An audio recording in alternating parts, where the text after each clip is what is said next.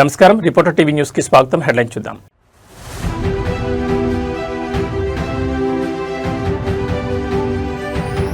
భారత్ను unstoppable power house గా మార్చనున్న నదుల అనుసంధానం దేశవ్యాప్తంగా పెరిగిన చర్చ.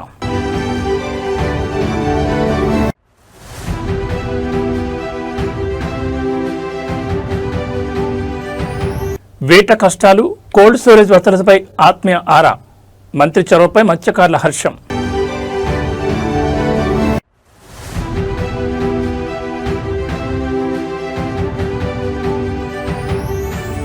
బేగంపేట ఎయిర్పోర్ట్ టనెల్ వివాదం, సీఎం రేవంత్ రెడ్డి ప్రకటనపై ఆర్టీఏ సంచలన నిజాలు.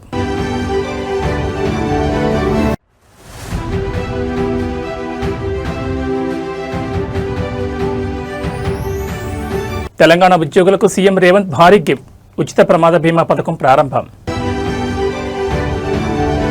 ఇక డీటెయిల్స్ చూస్తే భారతదేశ ఆర్థిక వ్యవసాయ ముఖ చిత్రాన్ని పూర్తిగా మార్చేయగల అత్యంత ప్రతిష్టాత్మకమైన నదుల అనుసంధానం అంశం ఇప్పుడు దేశవ్యాప్తంగా మరోసారి హాట్ టాపిక్ గా మారింది. దేశంలో గంగా మరియు కావేరీ నదులను అనుసంధానిస్తే ఇక భారత్ను ఎవరూ అడ్డుకోలేరని, ఇండియా ఒక అన్స్టాపబుల్ పవర్ హౌస్ గా మారుతుందని విశ్లేషకులు స్పష్టం చేస్తున్నారు. ఇప్పటికే ఉత్తర భారతంలో కేన్ బేత్వా ప్రాజెక్టు ద్వారా నదుల అనుసంధానాన్ని విజయవంతంగా ముందుకు తీసుకెళ్లగా ఇప్పుడు దక్షిణాది రాష్ట్రాల జల కష్టాలు తీర్చేందుకు గోదావరి కావేరీ అనుసంధానం అత్యంత కీలకమైన మార్పుగా మారబోతోంది. దేశంలో నీటి కొరతను శాశ్వతంగా నిర్మూలించేందుకు నదుల అనుసంధానమే ఏకైక మార్గమని నిపుణులు చెబుతున్నారు. ఇందులో భాగంగానే కేన్ బేత్వా ప్రాజెక్టు ద్వారా ఉత్తరప్రదేశ్, మధ్యప్రదేశ్ రాష్ట్రాల్లో నదులను అనుసంధానించి సరికొత్త రికార్డు సృష్టించారు. ఇదే తరహాలో దక్షిణాదిలో గోదావరి, కావేరీ నదులను కూడా అనుసంధానించడం ద్వారా కర్ణాటక, ఆంధ్రప్రదేశ్, తమిళనాడు మరియు తెలంగాణ రాష్ట్రాల దీర్ఘకాలిక ప్రయోజనాలు నెరవేరుతాయి.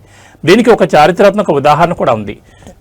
గతంలో 1983లోనే ఉమ్మడి ఆంధ్రప్రదేశ్, కర్ణాటక మరియు మహారాష్ట్రాల పరస్పర అంగీకారంతో తీవ్ర తాగునీటి ఎద్దడిని ఎదుర్కొంటున్న చెన్నై నగరానికి ఏకంగా 15 టీఎంసీల తాగునీటిని విజయవంతంగా అందించడం జరిగింది.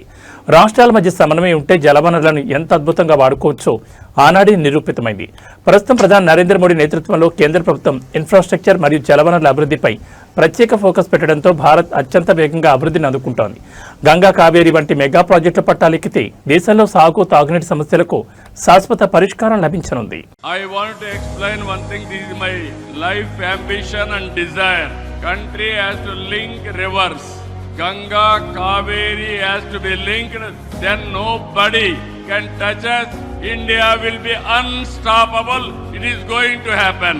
Under our Honorable Prime Minister's leadership, our Honorable Water Resource Minister so far achieved remarkable things. Ken Bethwa project, UP and Madhya Pradesh, they are able to link it. Parvati Kali Sindhu Chambal project, Rajasthan and MP, they are able to link it. This is where I am requesting Government of India, Godavari, Kaveri, you link the project under national project and also protect all our rights, Karnataka right, Andhra Pradesh right and Telangana people also. How to do it, they have to come up with an action. Even we can take water to Tamil Nadu also. It is not a new culture for us. Nearly if you see 1983 with the initiative of NTR, all three states combined, Andhra Pradesh, Karnataka and also Maharashtra, we are able to give 15 TMs of water to Chennai for drinking water. As on today, water is going to see sometime, some area there is a drought. This year there is a El Nino. Even Tungabhadra, water is not coming as on now. No inflows. Even Almaty also is not filling inflows now. This is the problem. If you link all rivers, surplus and deficit you can manage, then easily you can face the drought. Even sometimes there are wars among countries, conflicts among states and districts, within the district farmers also. With this situation, only solution for the country, linking of rivers. Our Honorable Prime Minister is saying always, you link rivers first, that is intra-linking within the state. If everybody will agree, go for interlinking within 2-3 states. Then national level also will take it up. I am having total confidence on central government under the leadership of Honorable Prime Minister. If at all anybody can do, that is only Narendra Modi can do. Linking of rivers from Ganga, Kaveri, one day it is going to happen. Andhra Pradesh కూటమి ప్రభుత్వంలో అత్యంత కీలక శాఖల మంత్రిగా ఉన్న నారా లోకేష్ తనలోని ఒక సరికొత్త ప్రజానాయకుడిని క్షేత్రస్థాయిలో ఆవిష్కరిస్తున్నారు. మంత్రి హోదాను, అధికారిక ప్రోటోకాల్స్ ను పూర్తిగా పక్కన పెట్టి నేరుగా సామాన్య ప్రజల ముంగిటకు వెళ్లి వారి సాధక బాధకాలను అడిగి తెలుసుకుని సరికొత్త రాజకీయ శైలికి ఆయన శ్రీకారం చుట్టారు. ఇందులో భాగంగానే తాజాగా మత్స్యకార సోదరుల వద్దకు వెళ్లిన మంత్రి లోకేష్ వారిలో ఒకరిగా కలిసిపోయి వారి కష్టాలను, జీవనోపాధి సమస్యలను అత్యంత ఆత్మీయంగా అడిగి తెలుసుకున్నారు. మంత్రి చూపిన ఈ చొరవతో స్థానిక మత్స్యకారులు తమకు ఒక అసలైన ఆత్మీయుడు దొరికాడంటూ సంతోషం వ్యక్తం చేస్తున్నారు. రాష్ట్ర వ్యాప్తంగా మత్స్యకార రంగం ఎదుర్కొంటున్న ఇబ్బందులు, మౌలిక వసతుల కొరతపై గ్రౌండ్ లెవెల్ రిపోర్ట్ తెలుసుకోవడానికి మంత్రి నారా లోకేష్ నేరుగా మత్స్యకారుల ఆవాస ప్రాంతాలను సందర్శించారు. సాధారణంగా మంత్రుల పర్యటనలంటే ఉండే హంగు ఆర్భాటాలు, బారికేడ్లకు భిన్నంగా సామాన్య ప్రజలు నేరుగా తన వద్దకు వచ్చేలా లోకేష్ అడుగులు వేశారు. ఈ పర్యటనలో మత్స్యకారుల జీవన ప్రమాణాలు, జట్టీల నిర్మాణం, కోల్డ్ స్టోరేజ్ వసతులు మరియు వేట సాగించే సమయంలో ఎదురవుతున్న సాంకేతిక లోపాలపై లోకేష్ సుదీర్ఘంగా చర్చించారు. తమ సమస్యలు విన్నవించుకోవడానికి వచ్చిన వృద్ధులు, మహిళలను పేరు పేరున పలకరిస్తూ తాము అధికారంలోకి వచ్చింది మీ కష్టాలు తీర్చడానికేనని హామీ ఇచ్చారు. క్షేత్రస్థాయిలో ఉన్న సమస్యలన్నింటినీ విద్య, ఐటీ రంగానికి అనుసంధానిస్తూ మరియు సంబంధిత మత్స్యశాఖ అధికారులతో మాట్లాడి త్వరితగతిన పరిష్కరిస్తారని భరోసా ఇచ్చారు. తమ వద్దకు వచ్చిన పెద్ద నాయకుడు తమ కష్టాలను సొంత మనిషిలా వినడంతో నారా లోకేష్లో తాము ఒక అసలైన ప్రజా లీడర్ను చూసుకున్నామని మత్స్యకార సంఘాల ప్రతినిధులు కొనియాడుతున్నారు.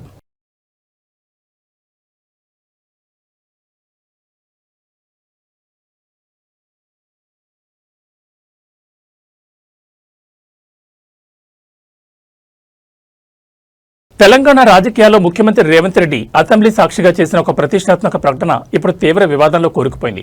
ముఖ్యమంత్రి రేవంత్ రెడ్డి నిండు శాసనసభను తప్పుదోవ పట్టించారా అనే ప్రశ్నకు అవునని సమాధానాలిచ్చేలా సమాచార హక్కు చట్టం ద్వారా ఒక దిగ్భ్రాంతికరమైన విషయం వెలుగులోకి వచ్చింది. బేగంపేట విమానాశ్రయం రన్వే కింద నుండి అండర్ పాస్ టన్నెల్ తవ్వడానికి ఎయిర్పోర్ట్స్ అథారిటీ ఆఫ్ ఇండియా నుండి తాము అనుమతులు తీసుకొచ్చేశామని గత నెల మార్చి 23న అసెంబ్లీలో సీఎం ప్రకటించారు. కానీ క్షేత్రస్థాయిలో అసలు కథ వేరేలా ఉందంటూ ఆర్టీఐ సమాధానం స్పష్టం చేస్తోంది.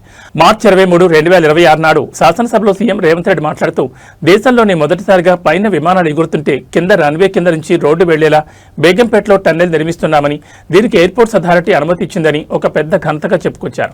అయితే ఈ ప్రకటనపై అనుమానం వచ్చిన ఒక వ్యక్తి ఏప్రిల్ నెలలో హైదరాబాద్లోని ఎయిర్పోర్ట్స్ అథారిటీ కార్యాలయంలో ఆర్టీఐ కింద పిటిషన్ వేశారు. దీనికి ఎయిర్పోర్ట్స్ అథారిటీ ఇచ్చిన అధికారిక సమాధానం చూసి రాజకీయ వర్గాలు దిగ్భ్రాంతి గురవుతున్నాయి. ఆ రిప్లై ప్రకారం బేగంపేట ఎయిర్పోర్ట్ కింద టన్నెల్ తవ్వే ప్రతిపాదనకు తాము ఇంకా ఎలాంటి అనుమతి ఇవ్వలేదని అధికారులు స్పష్టం చేశారు. ఆ ఫైల్ను కేవలం న్యూఢిల్లీలోని తమ కేంద్ర కార్యాలయానికి పరిశీలన కోసం ఫార్వర్డ్ మాత్రమే చేశామని తేల్చెప్పారు.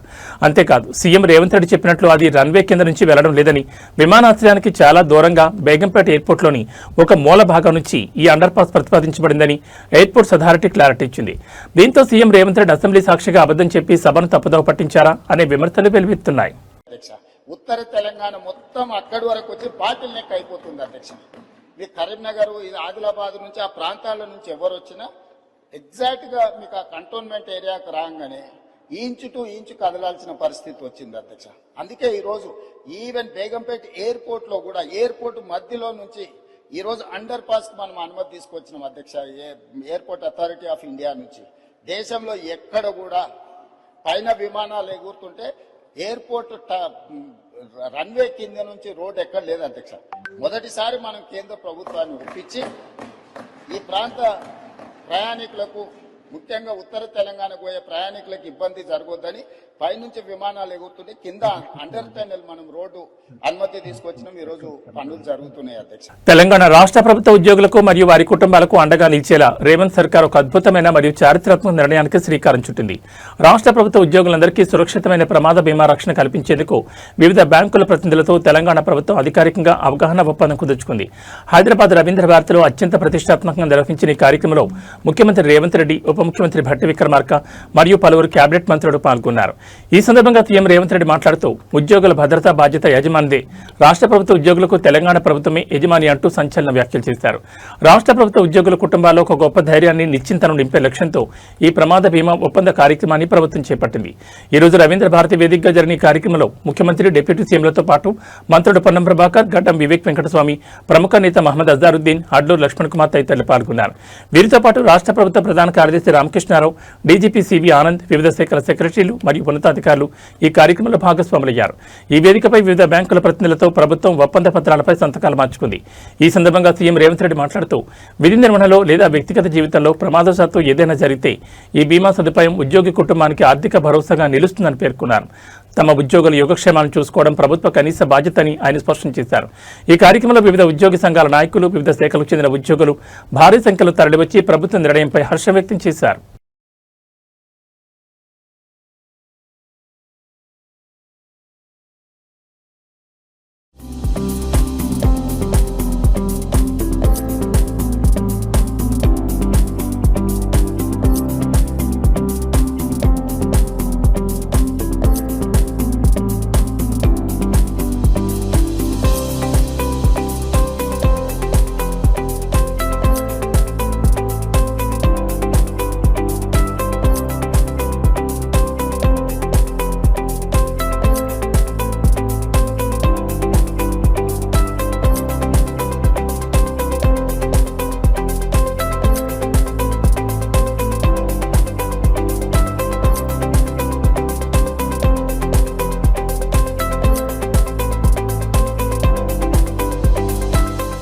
దేశ రాజధాని న్యూఢిల్లీ వేదిక ఒక అంతర్జాతీయ స్థాయి కీలక దౌత్యపరమైన భేటీ జరిగింది. భారత ప్రధాని నరేంద్ర మోడీతో నెదర్లాండ్స్ రాణి మాక్సిమా ప్రత్యేకంగా సమావేశమయ్యారు.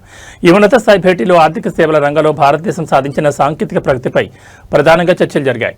ప్రపంచవ్యాప్తంగా ఆర్థిక సేవల రంగంలో డిజిటల్ పబ్లిక్ ఇన్ఫ్రాస్ట్రక్చర్ ఎంతటి కీలక పాత్ర పోషిస్తుందో ఈ సందర్భంగా ప్రధాని మోడీ నొక్కి చెప్పారు. అంతేకాకుండా డిజిటల్ రంగంలో భారతదేశం సాధించిన అద్భుతమైన అనుభవాలను ప్రపంచ దేశాలతో పంచుకోవడానికి తాము ఎల్లప్పుడూ సిద్ధంగా ఉన్నామని ప్రధాని స్పష్టం చేశారు. న్యూఢిల్లీలో జరిగిన ఈ సమావేశంలో ఇరు దేశాల మధ్య ఆర్థిక సమ్మిళితత్వం మరియు డిజిటల్ పరివర్తనపై లోతైన చర్చలు సాగాయి. ఈ సందర్భంగా ప్రధాని నరేంద్ర మోడీ మాట్లాడుతూ భారతదేశంలో టెక్నాలజీ సహాయంతో సామాన్య పౌరుడికి సైతం అత్యంత సులువుగా సరసమైన ధరలకి ఆర్థిక సేవలు చేరవేస్తున్నామని వివరించారు. దేశంలో బ్యాంకింగ్ నెట్వర్క్ మరియు డిజిటల్ లావాదేవీలను విప్లవాత్మకంగా మార్చిన డిజిటల్ పబ్లిక్ ఇన్ఫ్రాస్ట్రక్చర్ మోడల్ పేద మధ్యతరగతి వర్గాల ఆర్థిక స్వావలంబనకు ఎలా తోడ్పడుతుందో రాణి మాక్సిమాకు ప్రధాని వివరించారు. టెక్నాలజీ కేవలం కొద్దిమందికి పరిమితం కాకుండా అందరికీ అందుబాటు ధరలో ఉండాలనేది భారత లక్ష్యమని చెప్పారు. ఇదే క్రమంలో డిజిటల్ ఎకానమీ మరియు ఇన్ఫ్రాస్ట్రక్చర్లో తాము సాధించిన విజయవంతమైన వ్యూహాలను, సాంకేతిక అనుభవాలను ప్రపంచంలోని ఇతర దేశాలకు కూడా బదిలీ చేయడానికి, వాటితో పంచుకోవడానికి భారత్ పూర్తి సుముఖంగా ఉందని ప్రధాని మోడీ అంతర్జాతీయ వేదికగా మరోసారి స్పష్టం చేశారు.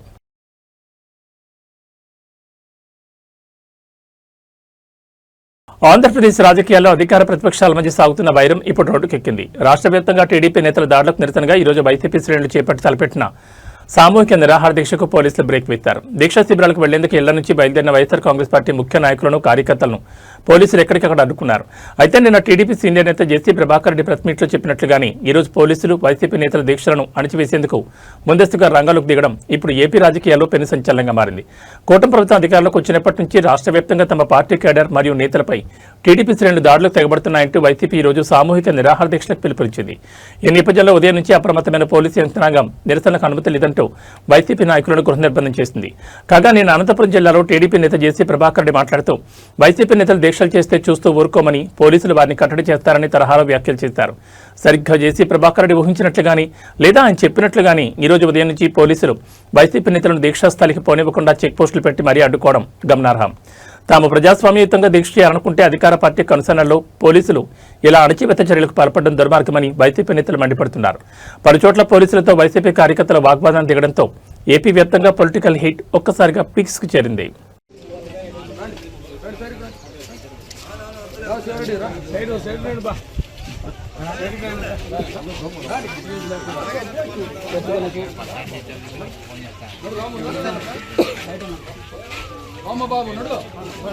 ఆంధ్రప్రదేశ్ రాజకీయం అనంతపురం జిల్లా తాడిపత్రిలో మరోసారి అగ్గిరాజేసింది. టీడీపీ, వైసీపీ నేతల మధ్య నడుస్తున్న ఫ్యాక్షన్ తరహా రాజకీయం ఇప్పుడు పీక్స్కు చేరింది. తాడిపత్రిలో వైసీపీ నాయకులు లక్ష్యంగా చేసుకుని జేసీ ప్రభాకర్ రెడ్డి అనుచరులు చేస్తున్న దాడులకు నిరసనగా దీక్షాస్థలికి వెళ్లేందుకు సిద్ధమైన వైసీపీ సీనియర్ నేత కేతిరెడ్డి పెద్దారెడ్డిని పోలీసులు ముందస్తుగా అడ్డుకున్నారు. దీంతో తీవ్ర ఆగ్రహానికి గురైన పెద్దారెడ్డి తన అనుచరులతో కలిసి తన ఇంటి బయటనే రోడ్డుపై బైఠాయించి నిరసనకు దిగారు. మరోవైపు టీడీపీ నేత జేసీ ప్రభాకర్ రెడ్డి మీడియా ముందే బహిరంగ వైసీపీ నేతలను హెచ్చరించడం ఇప్పుడు రాష్ట్ర వ్యాప్తంగా పెను సంచలనం రేపుతోంది. తాడిపత్రి నియోజకవర్గంలో గత కొన్ని రోజులుగా వైసీపీ కేడర్పై దాడులు జరుగుతున్నాయంటూ పెద్దారెడ్డి నిరసన దీక్షకు పిలుపునిచ్చారు. అయితే శాంతి భద్రతల సమస్య తలెత్తుందన్న నెపంతో పోలీసులు ఆయన్ను ఇల్లు దాటనివ్వకుండా అడ్డుకున్నారు. దీంతో పోలీసుల తీరును నిరసిస్తూ పెద్దారెడ్డి తన ఇంటి ముందే రోడ్డుపై బైఠాయించారు. తాము శాంతియుతంగా నిరసన తెలుపుతుంటే పోలీసులు అడ్డుకోవడం ఏంటని ఆయన మండిపడ్డారు. కాగా ఈ ఉద్రిక్తతల మధ్య టీడీపీ నేత జేసీ ప్రభాకర్ రెడ్డి చేసిన వ్యాఖ్యలు మంటల్లో పెట్రోల్ పోసినట్లయింది. వైసీపీ నేతలపై దాడులు చేస్తాం, వారిని బయట తిరగనవ్వమంటూ జేసీ ప్రభాకర్ రెడ్డి మీడియా ప్రతినిధుల ముందే బహిరంగంగా వ్యాఖ్యానించడం గమనార్హం. అంతేకాకుండా క్షేత్రస్థాయిలో విధుల్లో ఉన్న పోలీసు అధికారులపై సైతం జేసీ ప్రభాకర్ రెడ్డి బూతులతో రెచ్చిపోయినట్లు ఆరోపణలు వస్తున్నాయి. అధికార పార్టీ నేత ఇంత బహిరంగంగా వైసీపీ శ్రేణులపై దాడులు జరుగుతాయని చెప్తున్న పోలీసులపై దురుసుగా ప్రవర్తిస్తున్న పోలీసు యంత్రాంగం మాత్రం సైలెంట్ గా చూస్తూ ఉండిపోవడంపై వైసీపీ శ్రేణులు తీవ్ర అభ్యంతరం వ్యక్తం చేస్తున్నాయి. చట్టాన్ని అధికార పార్టీ నేతల చేతులకు తీసుకుంటుంటే పోలీసులు మూక ప్రేక్షకుల్లా మారారని పెద్దారెడ్డి వర్గం ఆరోపిస్తోంది.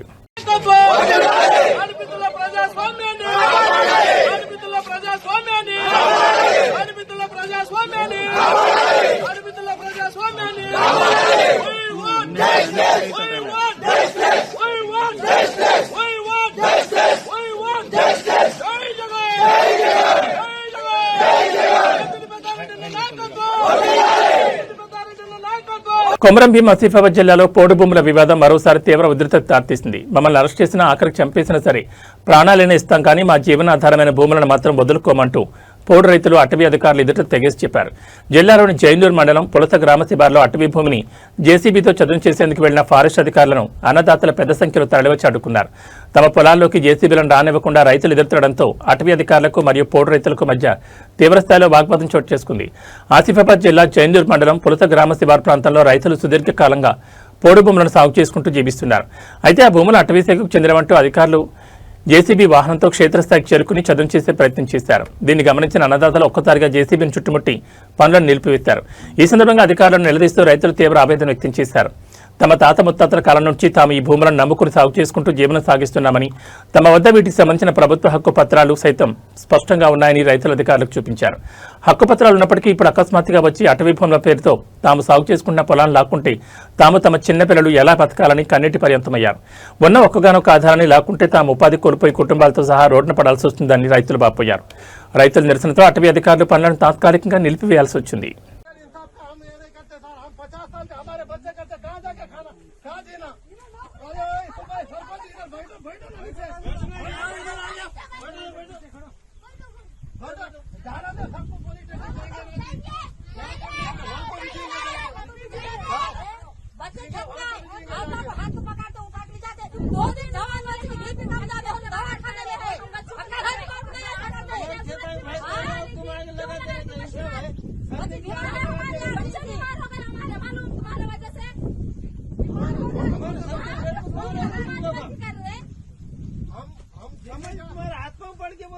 उस दिन बोले चाचा रुको, बोले रुको, मैं उनको रोक दिया। अभी भी हम झगड़ा कर रहे नहीं, हम रिक्वेस्ट कर रहे हैं, हमारी जमीन हमारे छोड़ो, हम ज्यादा जमीन नहीं मांग रहे, हमारी जितनी कास्ट है उतनी जमीन हमारे होना, हम दूसरा जंगल हमारे बाप दादा से हमारे दिए ये दिए, तो 1965 से हमारा साथ दिए वाला है, ये इलीगल होगा तो तुम उनसे लड़ो, उनको पूछो हमारे क्यों दिए बोल के, हमारे ये करके खाने के वास्ते आजकल नहीं 65 से 2019 तक दिए वाला है, 19 के बाद नहीं दिया हमारे। तुम लोग हम तंग कर रहे हैं, हमारे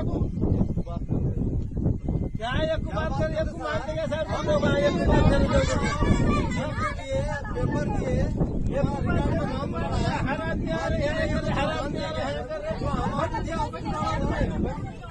जो जमीन हमारे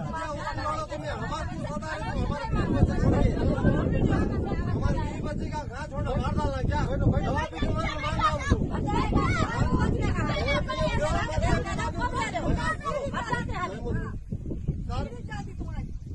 राजस्थान से एक ही बोलता हूँ, हमको हमारा जीने का ये है सर, तुम कुछ भी करो, पुलिस लगाओ, हमको जेल में डाले, हम जेल में आने को तैयार है सर, लेकिन हमारी जमीन हमको इतनी जितनी जमीन है उतनी तो हमको होना छोड़ा सर, हम छोड़ने वाले नहीं, चाहे मर जाएंगे। ये जमीन के लिए हमारे बाप की दादा की जिंदगी गई, बाप की जिंदगी गई, हमारी जिंदगी गई, हमारे बच्चों की जिंदगी यहाँ जा रही, अब तुम छोड़ के जाओ बोल तो हम जाने वाले नहीं सर, तुम परवाह नहीं, हमको मार दो, हम मर जाने के लिए तैयार है। नहीं पढ़े सर, पढ़ते तो यहाँ कहीं को रहते थे, नहीं पढ़े सर, पढ़ते तो यहाँ नहीं रहते थे। ఏమవుతుంది అక్కడ ఉన్న చట్టాలు అటవీ చట్టాలు मानते सर चट्टा है मैं గ్రూప్ ఉన్నది కదా వాళ్ళ దగ్గర అది చూడు ఆడ ఉన్నది కదా. ఇప్పుడు ఇట్లా ఊరికే గొడవ పడితే వచ్చేది ఏముండదు. हम भी गवर्नमेंट से लड़ रहे थे ఏదన్నా ఉంటే లీగల్ గా చూసుకోండి, మీరు లీగల్ గా చూసుకోండి. అంతేకాని ఊరికే వచ్చి మా మీద మీరు వాడు మేము వచ్చి మీతో గొడవ పడి ఇదంతా కాదు కదా, వేస్ట్. ఏదన్నా ఉంటే లీగల్ గా తర్వాత మీ దగ్గర ఏమన్నా. భాగ్యనగరం శంషాబాద్ అంతర్జాతీయ విమానాశ్రయంలో కస్టమ్స్ అధికారులు మరోసారి భారీ అంతర్జాతీయ గోల్డ్ స్మగ్లింగ్ ముఠా ఆటకట్టించారు. ఎయిర్పోర్ట్ సెక్యూరిటీని స్కానింగ్ మిషన్లను సైతం బోల్తా కొట్టించాలనే ప్లాన్తో అంతర్గత కిలాడిగా నడుముకు బంగారం చుట్టుకుని వచ్చిన ఇద్దరు కేటుగాళ్లను అధికారులు పక్కా సమాచారంతో అదుపులోకి తీసుకున్నారు. మలేషియా రాజధాని కౌలాలంపూర్ నుంచి హైదరాబాద్ వచ్చిన ఇద్దరు ప్రయాణికుల వద్ద నుంచి ఏకంగా 3.36 కోట్ల విలువైన బంగారాన్ని కస్టమ్స్ అధికారులు స్వాధీనం చేసుకున్నారు. విదేశాల నుంచి అక్రమంగా తరలిస్తున్న ఈ గోల్డ్ మొత్తాన్ని సీజ్ చేసి నిందితులపై కేసు నమోదు చేశారు. శంషాబాద్ రాజీవ్ గాంధీ అంతర్జాతీయ విమానాశ్రయానికి కౌలాలంపూర్ నుంచి వచ్చిన విమాన ప్రయాణికులపై కస్టమ్స్ అధికారులకు ముందస్తుగా గూఢచార సమాచారం అందింది. దీంతో లగేజ్ కలెక్షన్ మరియు ఎగ్జిట్ పాయింట్ల వద్ద అధికారులు ప్రత్యేక నిఘా పెట్టారు. ఈ క్రమంలో అనుమానాస్పదంగా తిరుగుతున్న ఇద్దరు ప్రయాణికులను పక్కకు పిలిచి తనిఖీ చేశారు. వారి సాధారణ లగేజీలు ఏమీ దొరకనప్పటికీ పక్కగా వ్యక్తిగత తనిఖీ నిర్వహించగా అధికారులే షాక్ తిన్నారు. ఆ ఇద్దరు నిందితులు తాము వేసుకున్న ప్యాంట్ల నడుము పాకంలో ప్రత్యేకంగా డిజైన్ చేసిన బెల్ట్ తరహా పౌచులను ఏర్పాటు చేసుకున్నారు. ఆ పౌచుల్లో 24 క్యారెట్ల బంగారాన్ని లిక్విడ్ పేస్ట్ రూపంలో మార్చి ఎవరికీ అనుమానం రాకుండా నడుము చుట్టూ దాచి తరలిస్తున్నట్లు అధికారులు గుర్తించారు. ఆ పౌచుల నుంచి తీసిన బంగారం మొత్తం బరువు 2.271 కిలోలుగా తేలింది. ప్రస్తుత మార్కెట్ ధర ప్రకారం దీని విలువ 3.36 కోట్లు ఉంటుందని కస్టమ్స్ అధికారులు వెల్లడించారు. ఈ భారీ స్మగ్లింగ్ పాల్పడిన ఇద్దరు నిందితులను అదుపులోకి తీసుకుని కస్టమ్స్ చట్టం కింద కేసు నమోదు చేసి జైలుకు తరలించే ప్రక్రియను ప్రారంభించారు.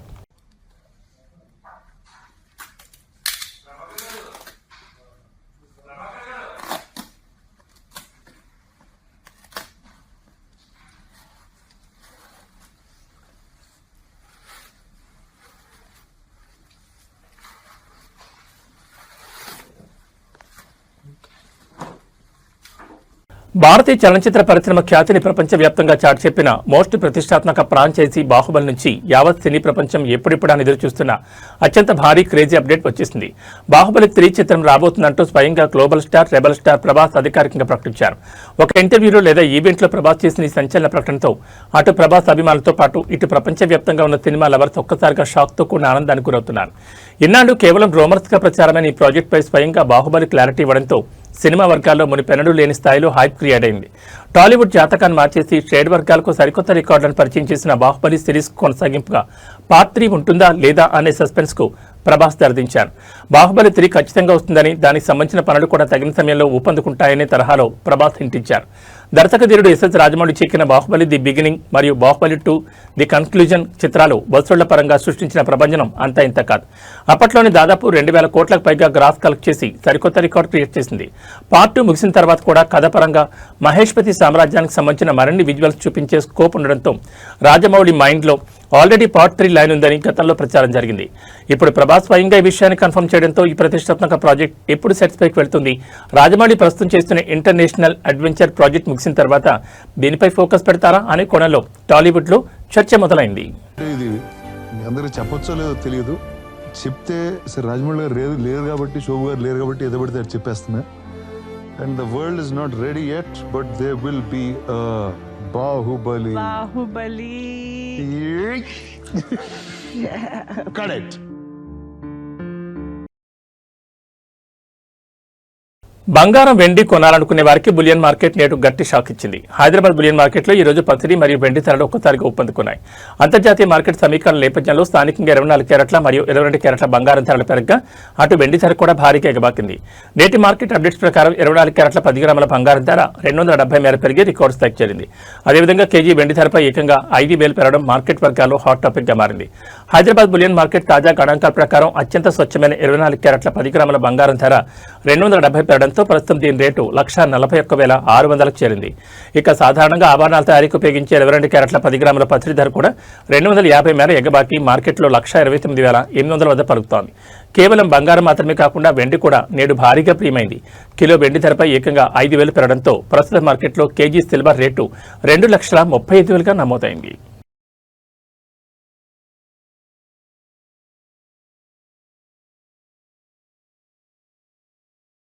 దేశవ్యాప్తంగా కోట్ల మంది హిందువుల ఆరాధ్య దైవమైన అయోధ్య శ్రీరామచంద్రుడి మందిర విరాళాల విషయంలో ఒక దిగ్భ్రాంతికరమైన వ్యవహారం వెలుగులోకి వచ్చింది. అయోధ్య రామ మందిరానికి భక్తులు సమర్పించిన డొనేషన్ల అవకతవకల కేసులో ఉత్తరప్రదేశ్ పోలీసులు అత్యంత వేగంగా స్పందించి ఏకంగా 8 మంది నిందితులను అరెస్ట్ చేశారు. ఈ చారిత్రాత్మక మందిర నిర్మాణం చూస్తున్న శ్రీరామ జన్మభూమి తీర్థక్షేత్ర ట్రస్ట్ ఇచ్చిన అధికారిక ఫిర్యాదుతో రంగంలో దిగిన యోగి ఆదిత్యనాథ్ ప్రభుత్వం దీనిపై సమగ్ర విచారణ కోసం ప్రత్యేక దర్యాప్తు బృందాన్ని ఏర్పాటు చేసింది.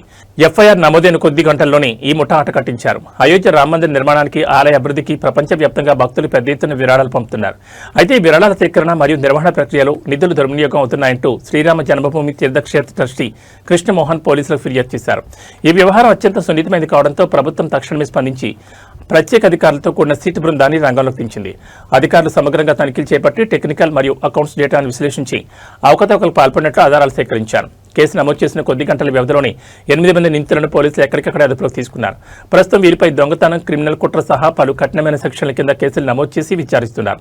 ఆలయ అంతర్గత సిబ్బంది లేదా బయటి వ్యక్తుల ప్రమేయం ఎంతవరకు ఉందనే కోణంలో సిట్ అధికారుల బృందం విరాళాలను, రికార్డులను, డిజిటల్ లావాదేవీలను నిశితంగా పరిశీలిస్తోంది. భక్తుల సెంటిమెంట్తో ముడిపడిన అంశం కావడంతో ఈ అరెస్టులు దేశవ్యాప్తంగా తీవ్ర కలకలం రేపుతున్నాయి.